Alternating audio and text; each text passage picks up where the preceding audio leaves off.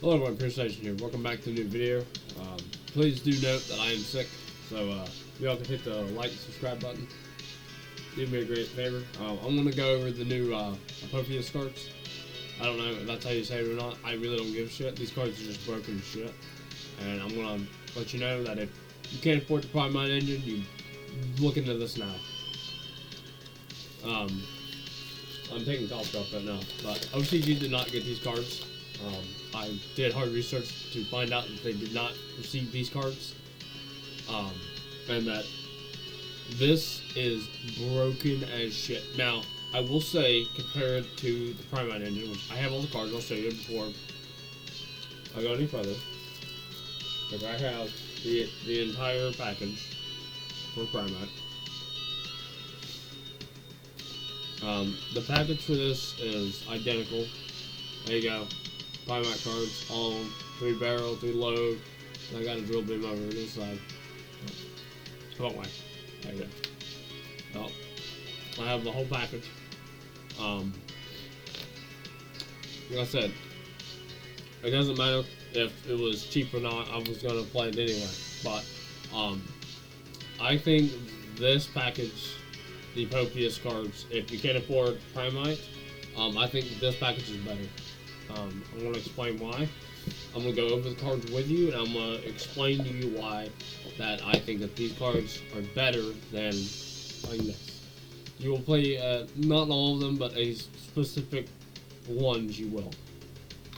So, this is the man with the mark. So, first thing to note about this card, when you look at it and you read it, how is it going to facilitate with the blue eyes stuff? Number 1, the thing you can go ahead and mark right off the list, it's a level 4 or lower spellcaster. So you can make the link 1 with this card. Funny enough.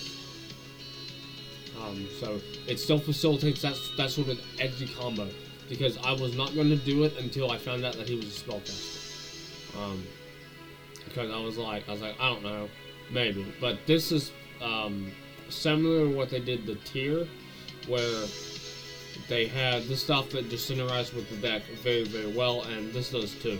This synergizes with blue eyes like 100% ridiculously, and it makes the ceiling of the deck higher, while still not playing in the nib, which is fine, because you can still throw up seals. I do believe you play 2 seals and a silhouette rabbit now, because with silhouette rabbit, if your combo gets interrupted, you can still set the card that just hard negates things. And because you have True Light, it will counteract and start blanking cards. Now, we're going to go take this a little step further. I'm going to explain to you how this works. So, if it's almost special summon, you take 1 Temple of the Kings, or 1 spell check that mentions it. By the way, 90% of the new cards mention Temple of the Kings. The new card, which you'll see, is not Temple of the Kings, but it's a build spell for it. That don't fucking matter. It really doesn't matter. You don't have to play Temple of the Kings. It doesn't matter. You can still facilitate your combo. This is still like a tier 1 strat without primite. Like this is crazy. When I started reading them, I was like, you can just run them in a package, and like it just doesn't fucking matter. Because, like, they're just that good. So, anyway. So you take Temple Kings or Spell Shot, mention it, add it to hand, or send it to graveyard. You can send it to graveyard if you want. All depends on, like, what you want to do.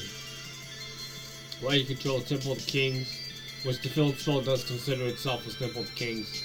This card and Apophis monsters you control cannot be destroyed by battle or card effects. Temple of the Kings you control cannot be destroyed by card effects. That's kind of irrelevant because this card is not going to stay on the board that long. But if you play the actual deck, you might keep this on the board. I imagine that you don't, but that is. So we're going to get into the Searcher of the deck, which is probably the most anticipated card in this deck, because I'll explain to you how this kind of works. So this is Anubis the Last Judge. So Anubis the Last Judge is basically one of the best cards in this deck. It's so damn good. I'm gonna change the song real fast. I'll just change it to this. But specifically, He's Engraver. That's what this is. He is Engraver. So I'm gonna play this card at 3. I'm gonna start testing at 3, and I'm gonna play the mark at 1. But I'm gonna buy 3 of every card because you can do a lot with it. But the way I'm thinking is it's got an effect where you send it from hand to graveyard. You add the mark of the man, so you can just add him right out, which is fine. But this may be a step that can be, not taken. And for instance, which is fine. But then, by sending this card to graveyard, you get Mark of the Man. If a spell or trap card you control would be destroyed by a card effect, you target one card your opponent controls, destroy it. That's fine, it's whatever, it's just removal. But here's the kicker, is on the follow-up, after you've activated all these traps and you link them all off, and on the follow-up, what happens? Well, while you have 3 cards in your graveyard with different names that are Temple of the Kings or traps, specifically traps, place 2 of them on the bottom of the deck in any order, and you can spell some of this card out. I mean, that's pretty damn good. So, I mean, it's pretty good. I like this card. I think this card's good. I think its graveyard ability makes me want to play it at 3, but I do like it. We're going to get on with Merciless Scorpion of Circuit. This is the one-of that I play, specifically because cannot be normal summon set, must spell some from hand by banishing 1 level 10 or higher monster from hand or deck. So easy to get out. You just banish 1 from deck as a summoning condition, it comes right out. But you must control Temple of Kings, which is why we play it as a one-off. It's kind of a brick, you kind of don't want to see it. But if you have it and Temple of the Kings, it'll do a full combo by itself, so it doesn't really matter. Once per turn, you can add 1 Temple of the Kings or 1 spell or trap that mentions it, which is how you get to the other cards. This can get to the field spell. You can go over the mark and get to the field spell. This can also get to the traps you can search. You can literally add a field spell. It can add a spell that mentions it. No, any of that shit. Which I think is fun. Some people can argue like not playing this. You don't have to play this. You could just do Engraver of the Mark. You could do like 1 to 3 Engraver of the Mark, 1 to 3 Anubis. If you play 1 Anubis, I say you play the Market because you can just search that thing right out. But yeah, it's just the ability of being able to just do things rapidly, which we don't have any numbers down. Again, OCG does not have these cards. Nobody knows anything. Nobody even knows if this package is good. I do because I put 2 and 2 together and I used to play Memento, so I do know that there is a trap that just fucking negates cards because it can. And then you have this. This is the new Treasure of the Kings. When this card is activated, you can set 1 Apophis trap from your deck. So you can automatically set any of the traps, including the new one. I don't recommend it, it's kind of bad. But if you need something as like a synchro target or a link target for the IP, I get it. Makes sense. You can also set other Apophis traps. This is the one I was referring to that literally is an Omni for face-up cards. So if your opponent tries to Lightning Storm your back row and Blue Eyes, you can just flip this, negate it, that's fine. It doesn't negate the activation, that's what we're going for. You don't want to negate activations, you want to negate effects. Because you don't want 2 Lightning Storms jumping down. And then we're going to go back to Temple of Kings here. I'm going to show you something cool. Oh, I guess I have to click on it right here. So Temple of Kings, once you have 2 or more set cards on your field, doesn't say spells or traps, or a trapping graveyard, you can add 1 monster that mentions Temple of the King. Now this is very important. I have a lot of people that ask, how are we getting to this? How can you search this? I'm going to show you. So, things that are to note about this is this card does mention Temple of the Kings. Which means, we go to the field spell here.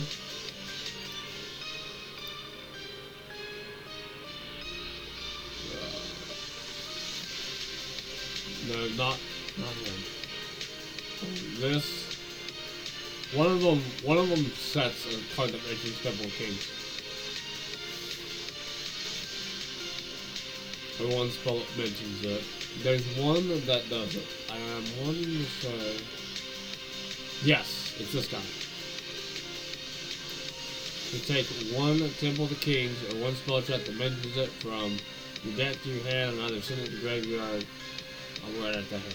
So he has the spell of trap, which means he ultimately gets to the Omni by himself. Which is very fascinating.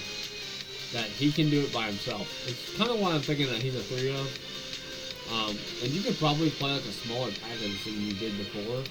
But like, I think if like you're playing 3 of this, you're playing 3 of this, you might as well play like 1 of this. Because this ultimately gets to this guy.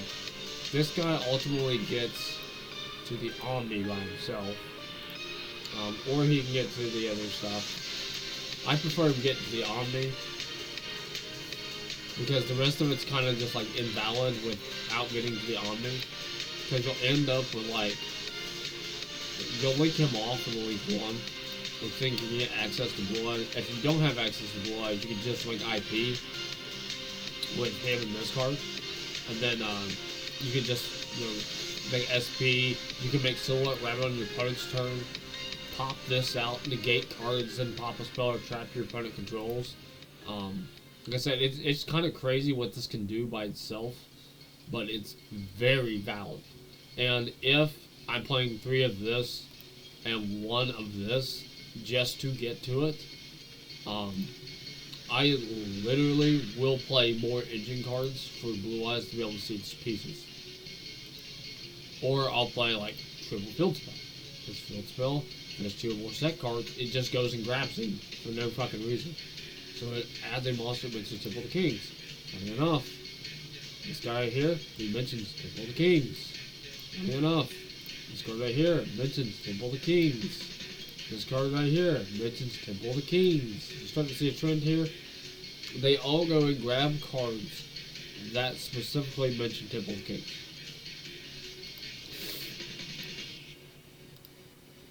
Now, I haven't looked at the fusion monsters. I'm going to right now because I'm starting to see something. These are new cards.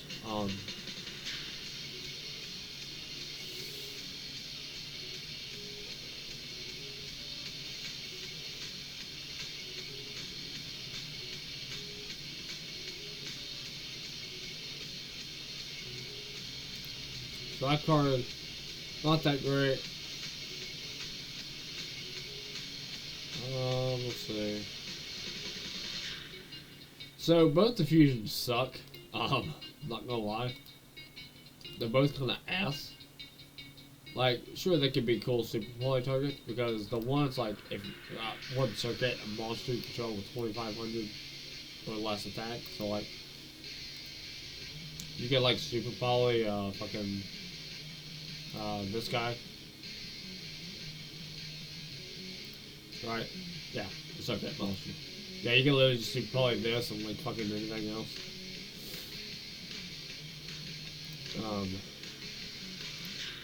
Just funny.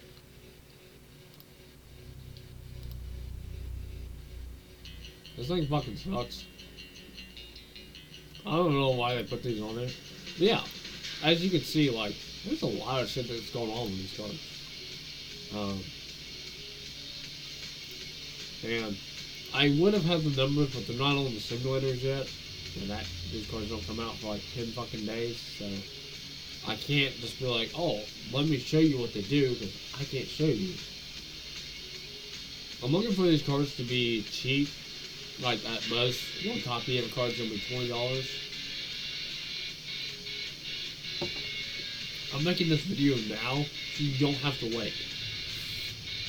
So when the set comes out, you buy the cards, and people that find this out later, they can just go fuck themselves.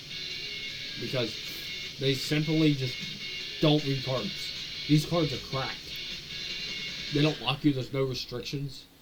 There's no restriction on the Blue Eyes cards either. They just do what they do because they can. The minute I started like sitting there going, why are they making these cards? First I thought that was ass. Then I went and I read this book. And I still don't understand everything about them. Like, don't get me wrong, there's still margin of error here. But we're getting to a spot to where these cards are like really fucking good, and I think I'm gonna like them very, very, very much. This is the fusion spell, by the way. If you don't know, well, we're gonna go over every card while we're here. I just think these cards are ass. If you just don't want Earth Fusion monsters, you actually like using monsters in the field. It's a really bad poly. It's a spell speed 1 poly that only summons an Earth monster. I think that's bad. Unless there's an Earth monster I'm not aware of that's really fucking good with it, I just don't see it. You manage this card at Divine Dangers. If you don't know what Divine Dangers is, it's just this card right here, which is the new Wind Dragon of Raw fucking bullshit. Pay half your life points, tribute someone 1. Then tribute all monsters to someone, Wind Dragon of Raw from hand banished or banishment ignoring summon conditions. Second defense becomes 4,000, but it can't attack. Go to the inface front of the hand. This card sent to graveyard. Choose one Wind Dragon of Raw and your monster zone, send all their monsters until the graveyard. This card's like really, really bad. I don't like it.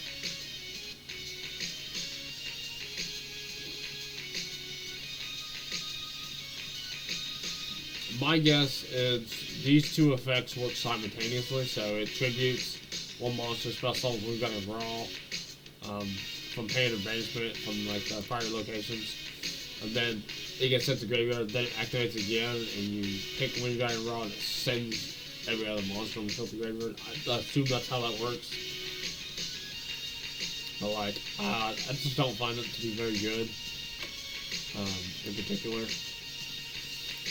We're gonna go over this card.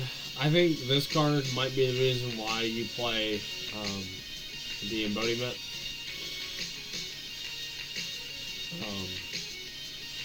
Because you spell someone's card out, and then you can set an Apophis spell trap. Obviously, you set this off of it.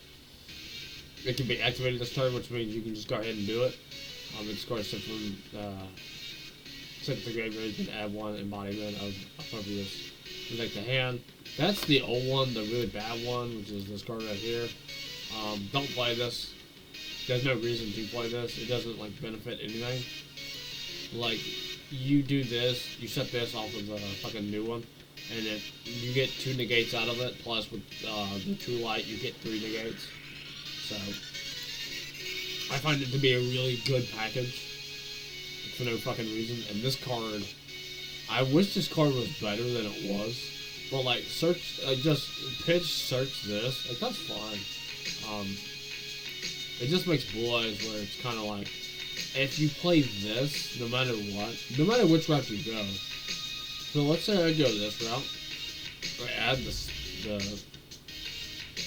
spell effect that mentions it. So like, you would have to like straight up search the Omni to like be under that troll mark. But then you don't have your plays to do other things. I understand this. I'm not an idiot. I understand, like, if you get rolled, like, it's kind of just GG. But I think with the ability of the meta and the way that it's changing, and you know, Malice is going to be the best deck, which is basically inevitable. I do think these cards do give Blue Eyes that edge to kind of stay in that fight. Because if you're just playing Primite, yeah, you can get to like an Omni, whatever, but like it gets ate up to back row hate, Sometimes Nib just kills the deck, and you just don't have that win more to grind when you can start with like cards like these, the Apophis cards. And they're just really good at doing literally everything you could want, because it sets up an Omni. It gets to what turns into a doubles, like just card effect to get, which is pretty good.